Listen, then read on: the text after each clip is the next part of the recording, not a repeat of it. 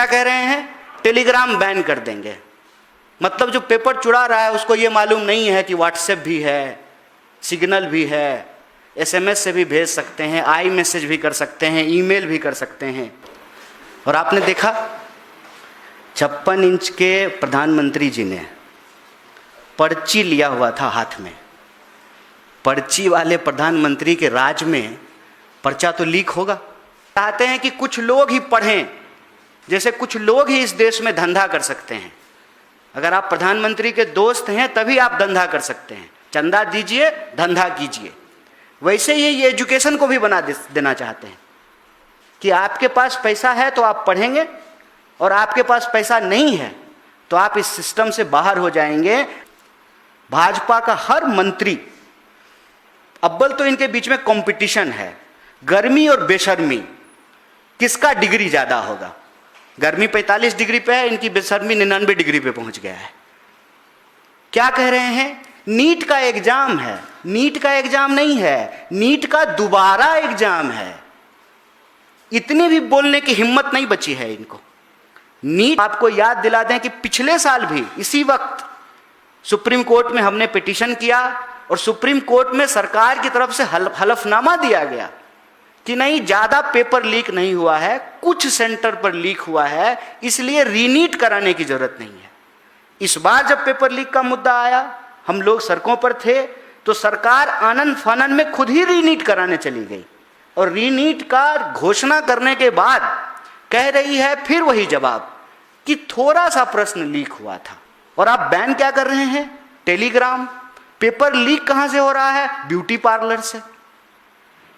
जो टीचर पिछले 1 महीने से आपके टाइमलाइन पर, आपके हेडलाइन पर, आप जब स्क्रॉल करते हैं मोबाइल या लैपटॉप, तो एक विषय बार बार उभर करके आ रहा होगा। वो विषय है इस देश की शिक्षा व्यवस्था का। कल एक खबर आई कि उड़ीसा के किताब में, पाठ्यक्रम में आइंस्टाइन को पायलट बता दिया गया। और ऐसी एक नहीं, हजारों गलतियां हैं। भला हो कि किताब बनाने वालों ने मोदी जी को भगवान विष्णु का अवतार नहीं बताया। उसी वक्त दूसरी खबर आई कि राजस्थान में क्वेश्चन पेपर की जगह आंसर पेपर दे दिया गया। और यह सब खबर हम लोगों के आंखों से गुजर रहा है। प्रश्न ये है कि इस देश में लोगों को अशिक्षित बना करके, अशिक्षा फैला करके अशिक्षित भारत विकसित भारत कैसे बनेगा। बेरोजगारी का आलम यह है कि इतनी बेरोजगारी भारत के इतिहास में आज तक नहीं हुआ। तो बेकार भारत बना करके विकसित भारत कैसे बनेगा। और आपने देखा 56 इंच के प्रधानमंत्री जी ने पर्ची लिया हुआ था हाथ में। पर्ची वाले प्रधानमंत्री के राज में पर्चा तो लीक होगा। और ये पूरा का पूरा एक मशीन बन गया है। और ये मशीन है कि एजुकेशन को प्रोडक्ट बना देना है, इसको प्रिविलेज बना देना है, इसको विशेषाधिकार बना देना है। देश के संविधान ने इस देश के नागरिकों को शिक्षा का बुनियादी अधिकार दिया। ये हमारा फंडामेंटल राइट है, राइट टू लाइफ से जुड़ा हुआ मामला है। इसको एक प्रोडक्ट बना दिया गया है। आज शिक्षा लेना किसी के लिए भी आसान नहीं है। आप इस देश में जो विद्यार्थी स्कूल से ड्रॉप आउट होते हैं उसका रेट उठा करके देख लीजिए। गलती से किसी तरह माँ बाप की गाढ़ी कमाई को खर्च करके जब लोग हायर एजुकेशन में पहुंच जाते हैं, वहाँ की स्थिति ये है कि क्वेश्चन पेपर की जगह आंसर पेपर दे दिया जा रहा है। और इस पूरे के पूरे शिक्षा व्यवस्था के कुव्यवस्था के लिए कौन जिम्मेवार है? जिम्मेवार वो है जो शिक्षा के लिए काबिल नहीं है, जो अयोग्य लोग हैं। ढूंढ ढूंढ करके वैसे लोगों को सिस्टम में बिठाया गया है।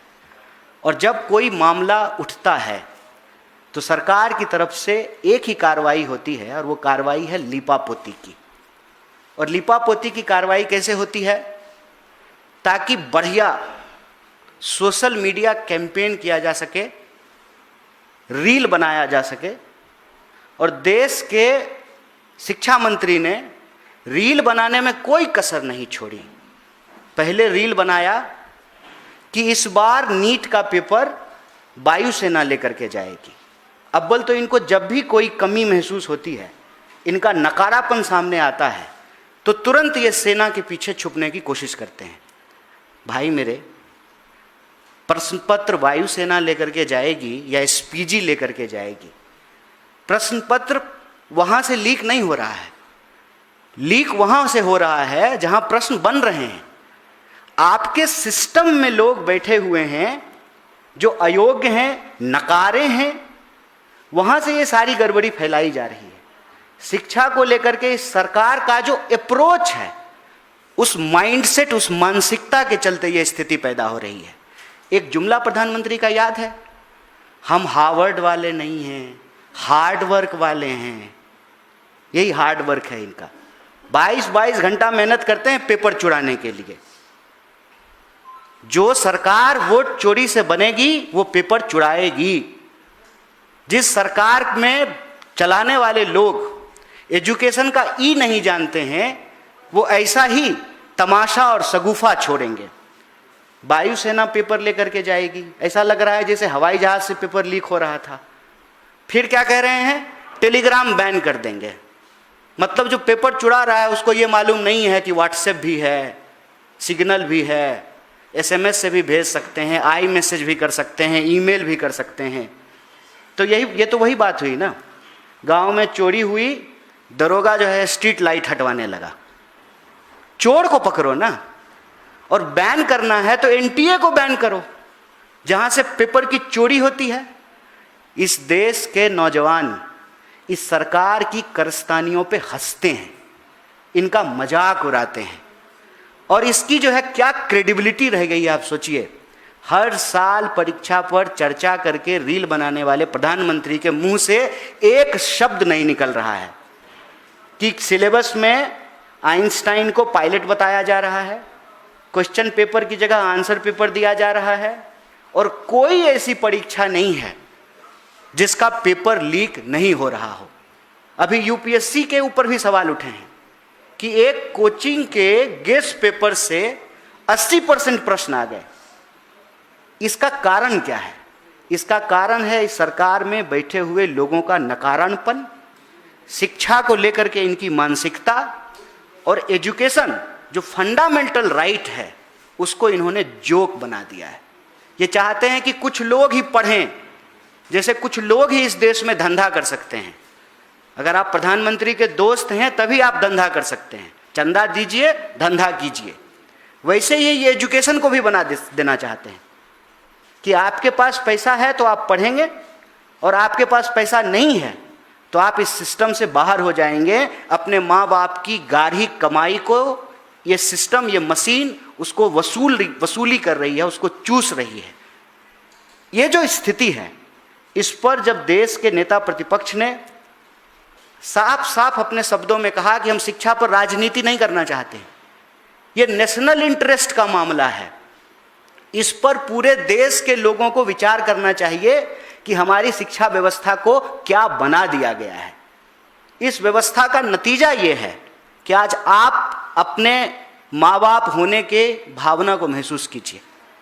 हर माँ बाप को ये डर लग रहा है कि कहीं हमारा बच्चा कुछ कर न ले। बच्चा भयंकर अवसाद में है, स्टूडेंट भयंकर अवसाद में है कि इतनी मेहनत तो कर रहे हैं, पता नहीं पेपर ठीक से होगा कि नहीं होगा। और अगर गलती से अपवाद पेपर ठीक से हो जाए तो एडमिशन मिलेगा कि नहीं मिलेगा। सरकारी सिस्टम को धीरे धीरे समाप्त कर दिया गया। हर जगह जो है लिटरल एंट्री ला दी गई है।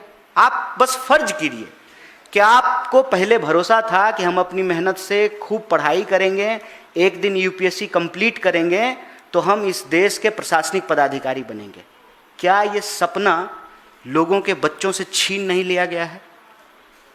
आज बच्चों को क्या ये आत्मविश्वास बचा है? कि आप खूब मेहनत करेंगे तो आपका एडमिशन हो जाएगा, आप एंट्रेंस निकाल लेंगे, आपको अच्छी नौकरी मिल जाएगी और आप अपने परिवार के सपनों को पूरा कर पाएंगे। इस पूरी की पूरी व्यवस्था पर जब नेता प्रतिपक्ष ने एक स्लाइड जो यहाँ चल रहा है, एक प्रेजेंटेशन दिया, तो बेशर्मी का नमूना देखिए। भाजपा का हर मंत्री, अव्वल तो इनके बीच में कंपटीशन है, गर्मी और बेशर्मी, किसका डिग्री ज़्यादा होगा। गर्मी 45 डिग्री पे है, इनकी बेशर्मी 99 डिग्री पे पहुंच गया है।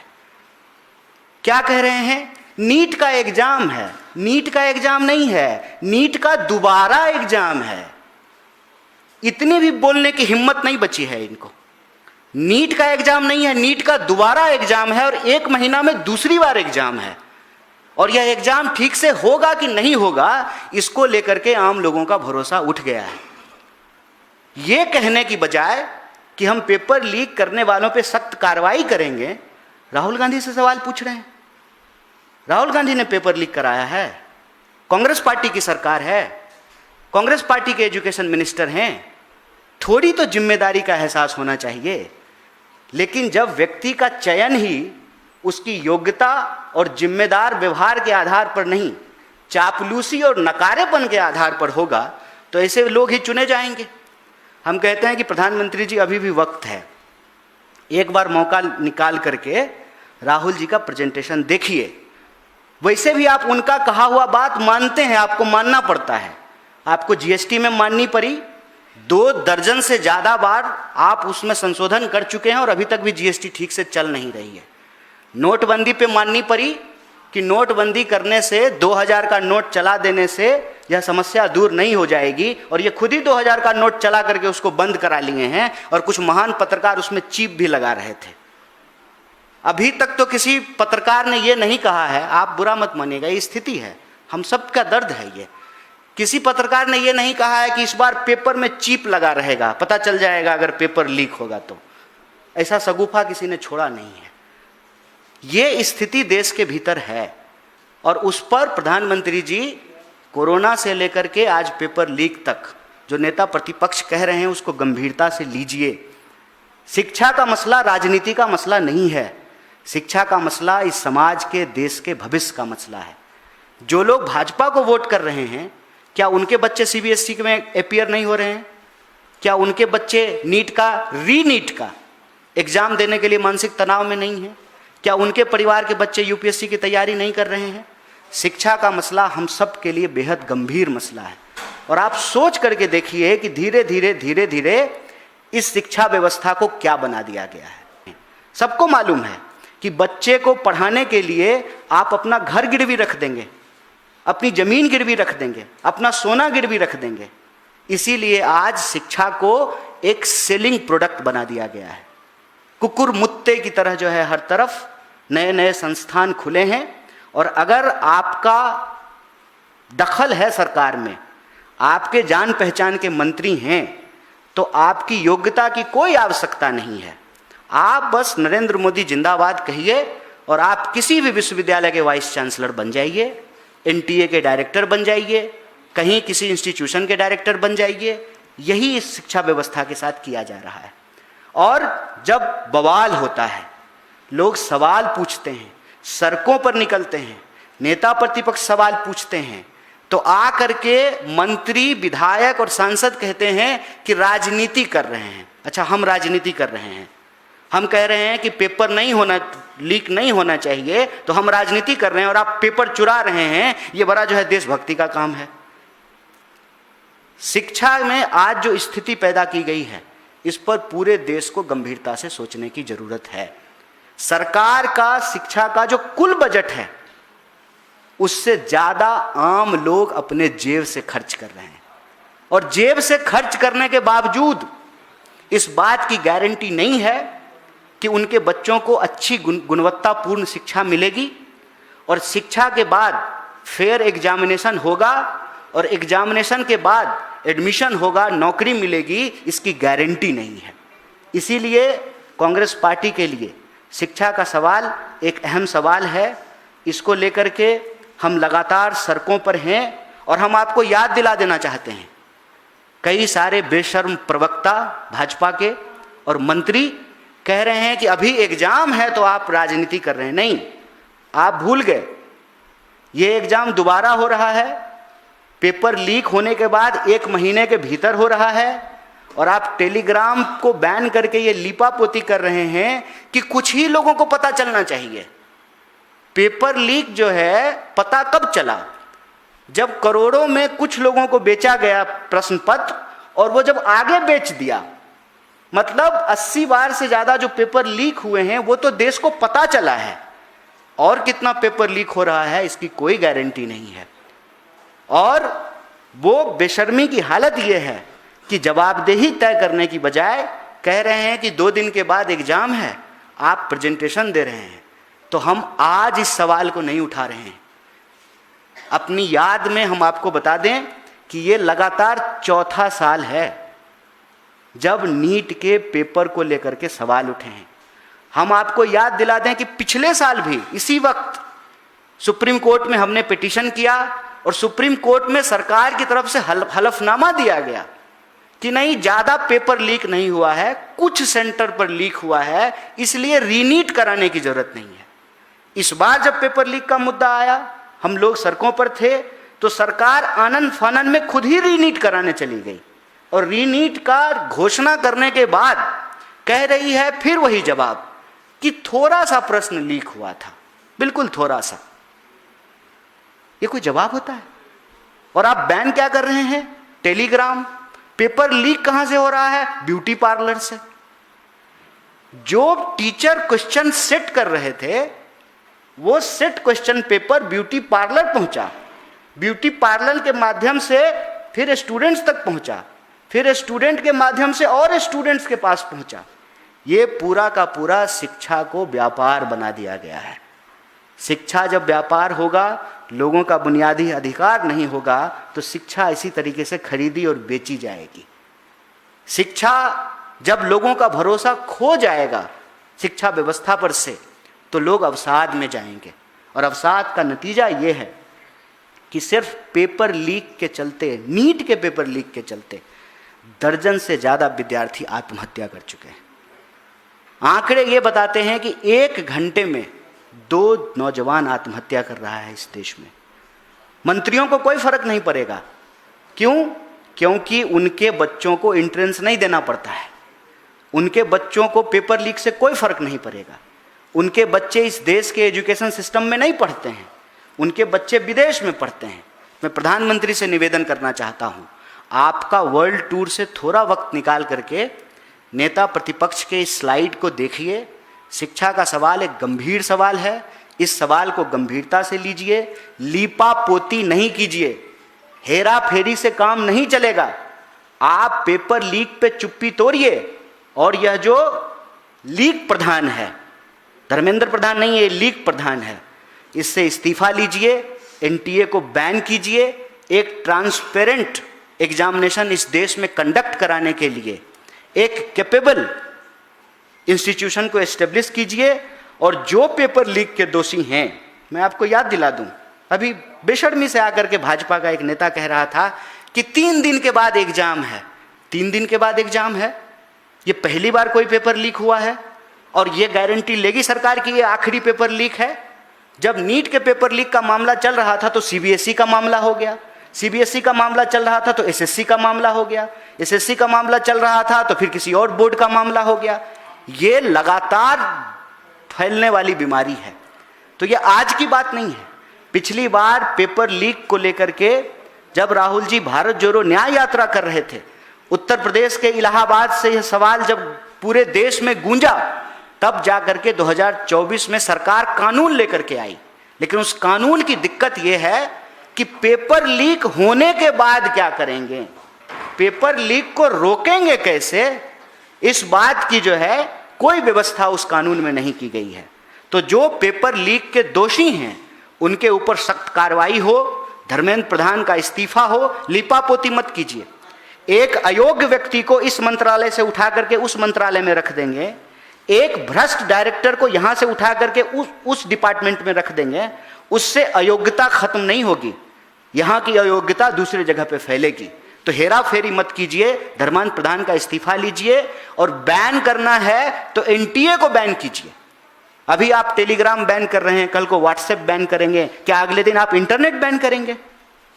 समस्या की जड़ यह है कि पेपर लीक एनटीए की वजह से हो रहा है। एनटीए को बैन कीजिए और पेपर लीक के जो दोषी हैं उस दोषियों पे सख्त कार्रवाई कीजिए। और जो नेता प्रतिपक्ष ने एक रास्ता बताया है कि आइए छात्रों की इस गूंज को सुनते हैं, जो शिक्षा व्यवस्था में कमियां आई हैं, आम लोगों का जो भरोसा उठा है, उस भरोसे को बहाल करते हैं, विद्यार्थियों से सपना देखने का उनका अधिकार उसको बचाते हैं, शिक्षा व्यवस्था को बेहतर करते हैं।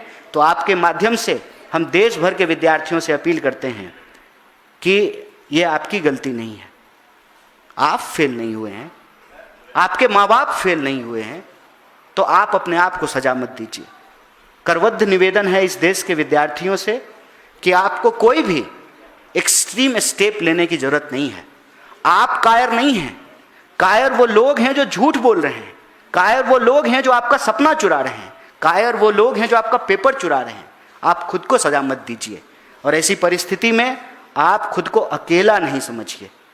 कोटा में जो प्रेजेंटेशन नेता प्रतिपक्ष ने रखा है, आने वाले दिनों में छात्रों की ये गूंज पूरे देश में हुंकार का रूप लेगी। आप अपने आप को अकेला नहीं समझिए। नेता प्रतिपक्ष, पूरी Congress party, NSUI, youth Congress, हमारा सारा का सारा सेल और डिपार्टमेंट विद्यार्थियों के साथ खड़ा है। और विद्यार्थियों के हक की यह लड़ाई सिर्फ विद्यार्थियों के हक की लड़ाई नहीं है, यह देश के भविष्य को बचाने की और उसको बेहतर बचाने की लड़ाई है। हम सब आज इस प्रेस के माध्यम से यह संकल्पित हैं कि हम इस देश में पेपर लीक भी रोकेंगे, और जो शिक्षा को आज खरीदने बेचने की वस्तु बना दी गई है, इसको बुनियादी अधिकार बना करके रखेंगे, क्योंकि शिक्षित भारत से ही विकसित भारत बन सकता है। लोगों के सपने छीनकर, लोगों की आंखों को फोड़कर विकसित भारत का चश्मा नहीं बेचा जा सकता है। बहुत बहुत शुक्रिया।